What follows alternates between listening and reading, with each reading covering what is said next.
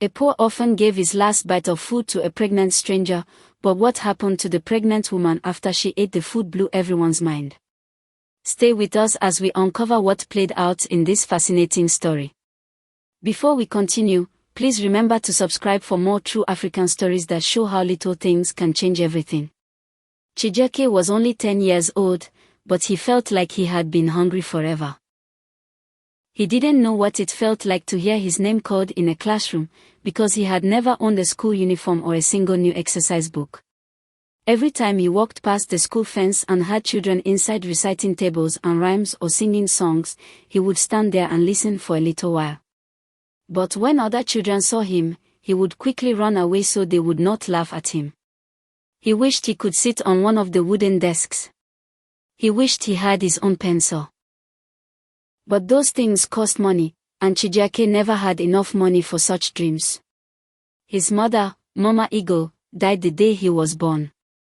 People said she gave her last breath so he could live. His father was once a carpenter, but when Mama Eagle died, his father started drinking bad gin and staying out late.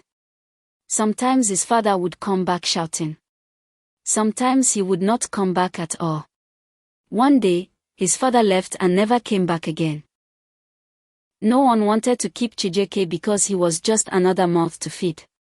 So Chijioke lived alone behind the market stalls. At night, he slept on old curtains on the floor behind a closed shop. He did not have a bed or blanket, only his old torn shirt to cover his chest. Every morning, before the sun came out, Chijioke went to the bus park to look for small jobs.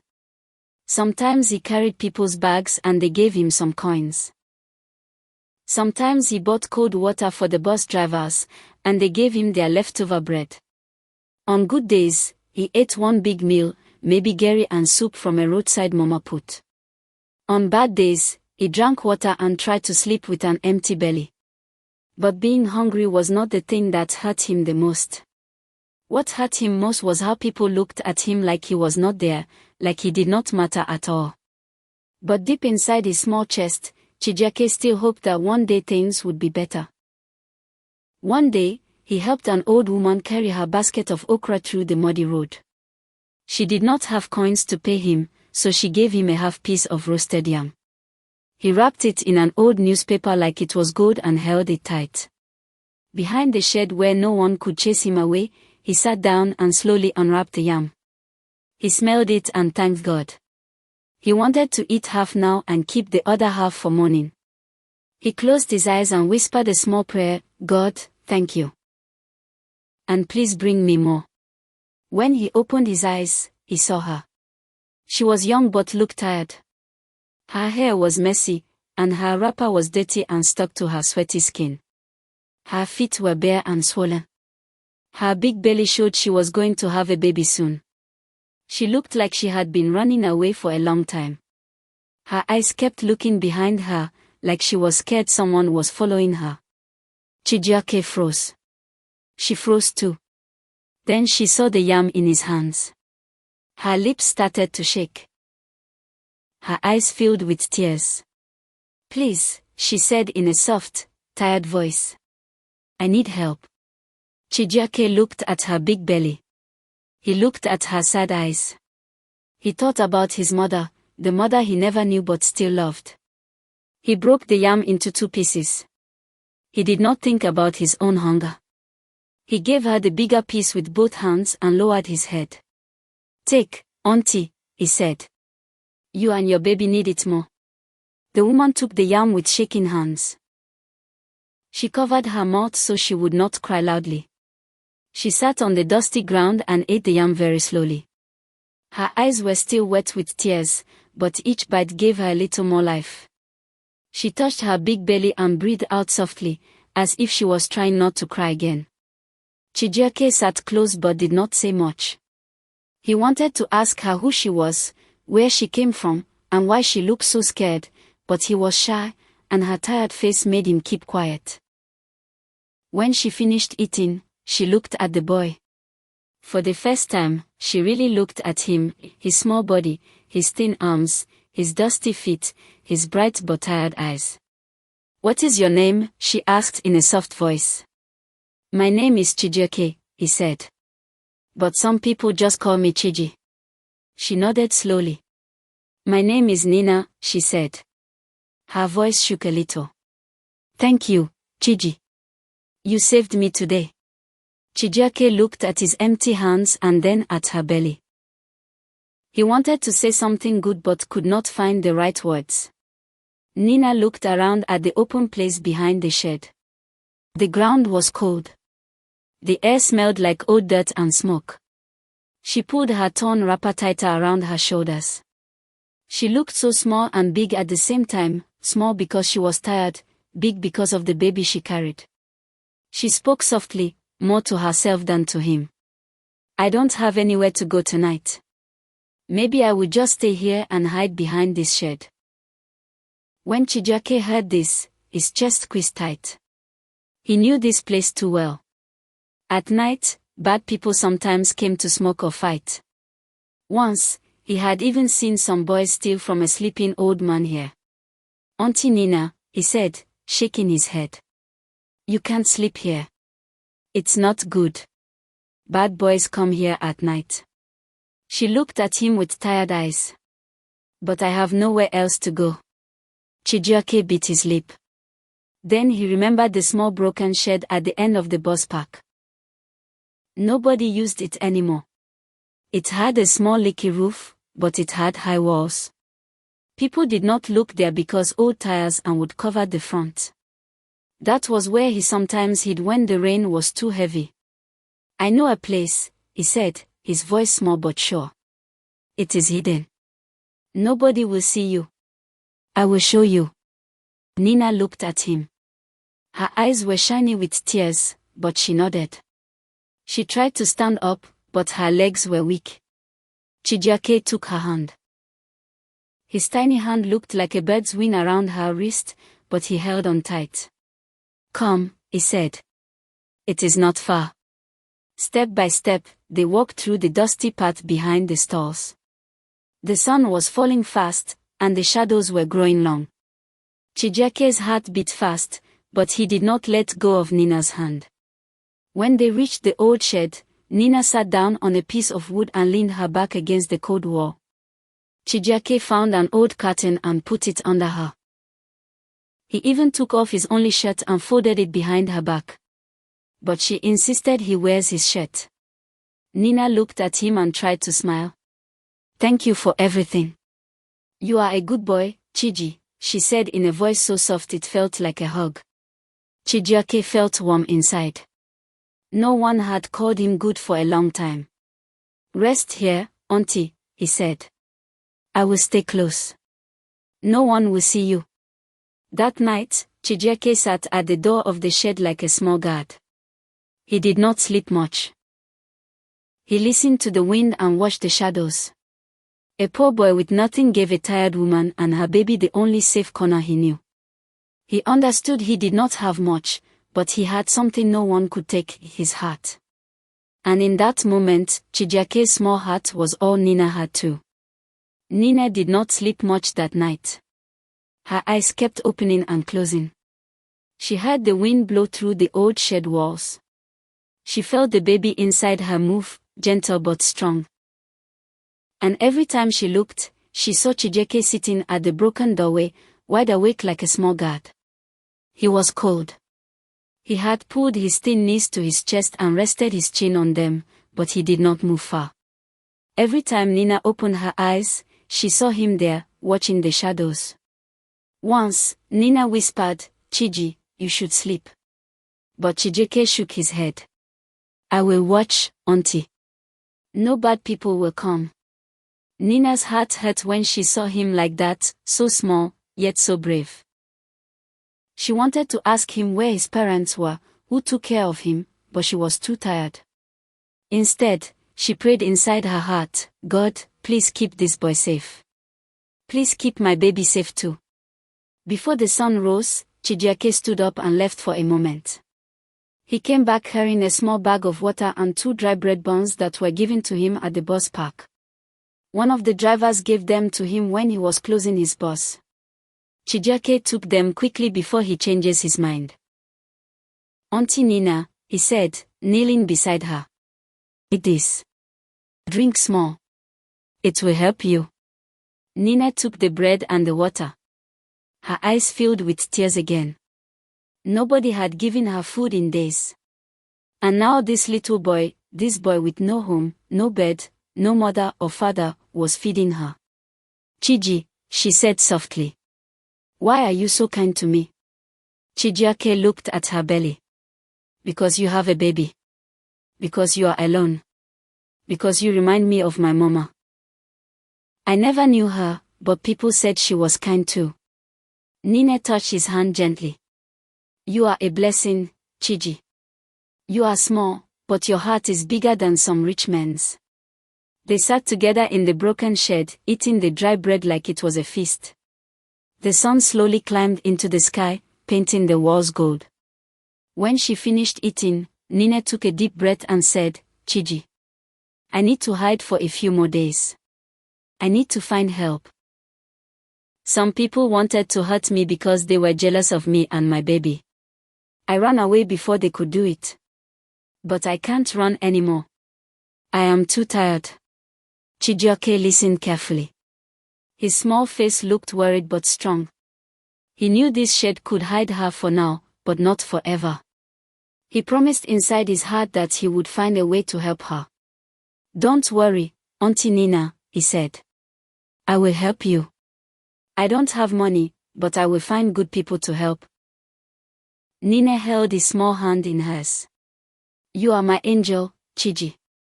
They sat there until the sound of bus horns and market women filled the air again. To the world, Chijioke was just a poor boy. But to Nina, he was the reason she still had hope. That afternoon, the sun was high in the sky. Chijioke sat outside the old shed, breaking small sticks and watching the road for any trouble. Inside, Nina rested on the piece of curtain, her hands on her big belly. After some time, she called him to come and sit beside her. Chiji, she said softly. I want to tell you something. He sat down, hugging his small niece. He listened with wide eyes, like he always did when someone told a story. Nina took a deep breath. Before you found me, I was not always like this, dirty and hiding. I was a rich woman. My husband was a good man. We owned big shops and cars. We had money and workers. People called me Madam Nina. Chijioke's mouth opened a little. He had never sat this close to a rich person before. But when my husband died, Nina went on, some people in my family became jealous. They wanted my money. They wanted my house, my shops. They told lies about me. They said I did bad things to my husband. But I didn't. Her voice shook. She touched her belly. When they found out I was pregnant, they were angry. They said the baby would take all the riches too. They wanted me to lose this baby, to lose my life too. Chijioke's eyes grew big. But, why? Nina's eyes watered. Because when people have evil in their hearts, they can do anything for money. They don't care who they hurt. She looked at Chijioke's small face. He was too young to know such pain, but here he was. Understanding every word with his big eyes. One night, she continued, I heard them planning. They wanted to hurt me while I was sleeping. So I ran. I left my gold, my house, my good clothes. I ran in the dark, with only my baby inside me and my fear. She took his hand and squeezed it. I was so hungry. So tired. Then I saw you.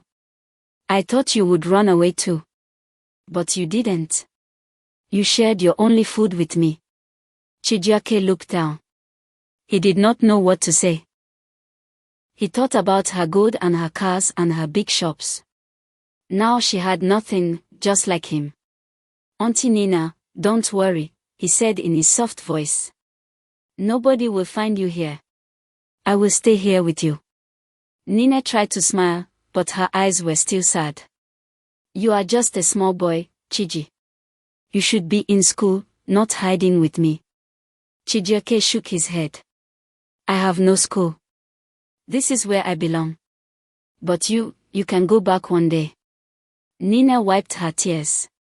First, I must be strong. I must find a way to tell the police what happened. The bad people must be caught. She touched his head gently. You saved me, Chiji. You think you are just a poor boy, but to me, you are my hero. Chijioke felt something warm grow inside his chest, like a tiny light in the dark.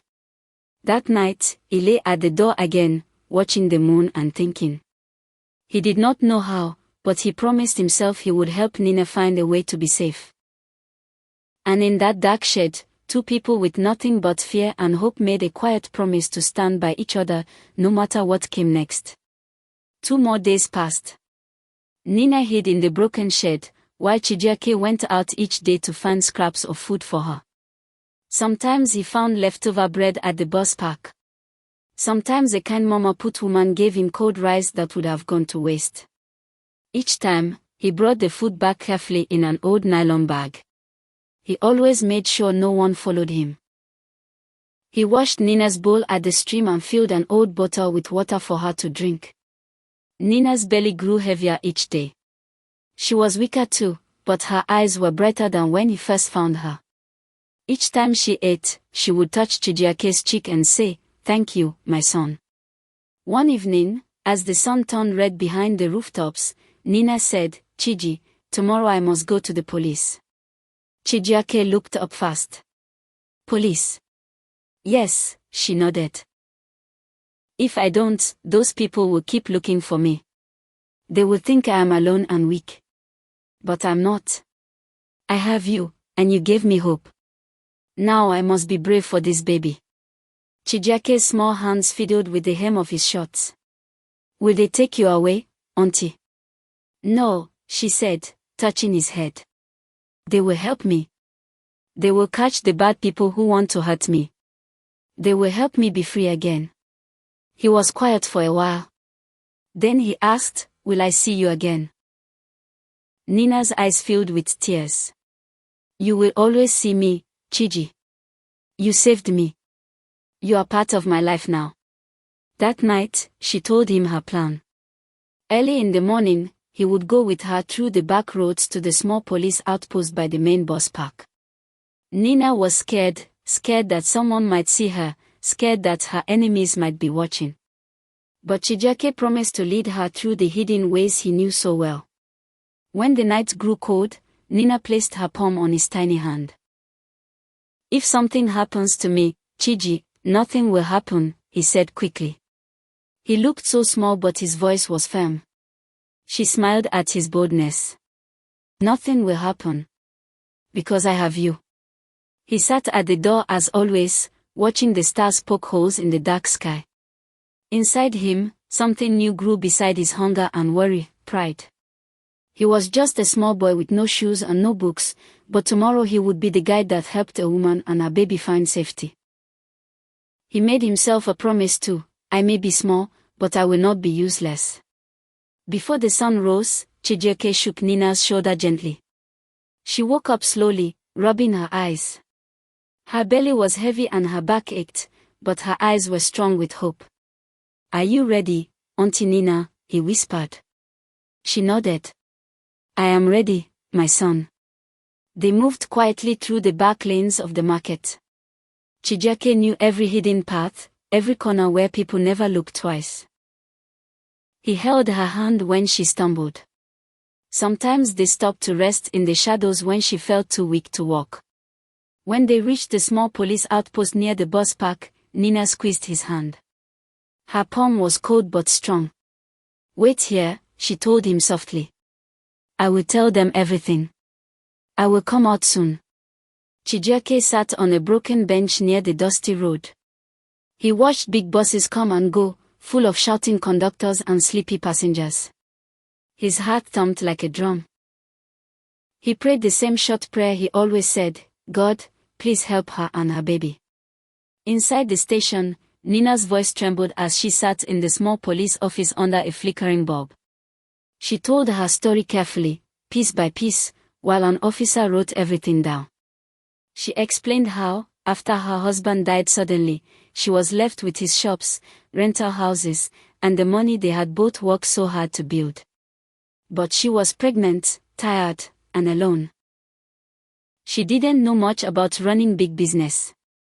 So when her late husband's younger brother and her best friend, Mo, started coming around, she felt relieved. They promised to help. They brought her food. They spoke kindly. They said, "Don't worry, Nina, just rest. We will handle everything for you." She believed them because she trusted them. Mo had been her closest friend since childhood. They learned how to braid hair together, how to cook egusi soup together. Her husband's brother had always called her Sister Nina. Her brother-in-law said, "You're too emotional. We are family. Rest." Then, late one night, Nina woke up thirsty. She went to the kitchen for water, and that was when she heard them. Mo's voice and her brother-in-law's whispering in the dark. Their words clear like cold rain. "Once she's out of the way, all of this will be ours. The baby too, nobody will question it." Nina froze in the shadows, her heart beat loud in her ears. She knew, at that moment, she was not safe in her own house anymore. She packed her things quietly at dawn. She ran. She ran until her feet bled and her eyes burned. That was when she collapsed near the bus park, and when Chijioke, the small boy with the empty hands, found her. At the station, Nina wept as she finished telling the police everything. She asked only for one thing: "Please, protect my child. Help me live to hold my baby." The officers listened. They believed her. They promised to send people to her house, do their investigations, and arrest all those behind it. When Nina came back outside, she looked tired but happy. She hugged Chijioke so tight he could hardly breathe. "You saved me," she whispered. "Because of you, my baby will live. I will live." The police moved her into a safe house, a hidden place behind the station, with a steel door and 2 officers on watch all night. They gave her a nurse to check her blood pressure and listen to the baby's heartbeat every morning. Meanwhile, plainclothes officers went out quietly. They checked her bank records. They questioned workers in her shops. They found evidence of forged signatures and money moved into secret accounts. They followed Mo and her brother-in-law for days until they caught them paying 2 rough men behind a closed beer parlor, men who were given just one job: make sure she doesn't come back. The police officers arrested Mo, her brother-in-law, and the men they paid to carry out the crime. When the officers showed Nina the proof, her whole body shook. Moa's name made her throat close up. This was the friend she once fed in her mother's kitchen, who knew her secrets, who helped her pick baby clothes. Betrayal cut deeper than any knife. But she held her belly and whispered to her unborn baby, "They will not win. I will live for you." A few days later, her baby boy was born. It was a rainy night. Nina screamed through her tears, gripping the nurse's hand. After hours of pain, she heard her baby's first cry, loud and strong, like hope breaking through the storm. Nina did not forget Chijioke. She asked the officers to bring Chijioke to her. A few days later, Chijioke came to see her. The police had found him by the bus park, sweeping the floor for a sachet of water. When he stepped into her hospital room, he smelled of dust and sunlight. Nina called his name softly. "Come, my son," she said. "Come meet your brother." He came closer, shy but smiling. She took his small hand and placed it on the baby's warm back. "Chiji," Nina said gently, "from today, you are my son too. You will never sleep on curtains again. You will never beg for food again. You will go to school, wear a clean uniform, and sit at a desk like other children." Chijioke's mouth trembled. For the first time in his life, he felt full. Full not with food, but with love. He did not save Nina because he wanted anything back. He gave her his only food because his heart told him to. But his kindness made a new family for him, a new name, a new chance. Years later, People would tell the story of the poor boy with nothing but an open hand, who fed a lost woman with his only meal, and found a mother in return. His kindness had saved her. And now her love would save him too. Moral of the story. One small act of kindness can break chains of evil and open doors that were once locked forever. If this story touched your heart, don't forget to share it, like it, and subscribe for more true African tales of courage, love, and second chances. See you next time.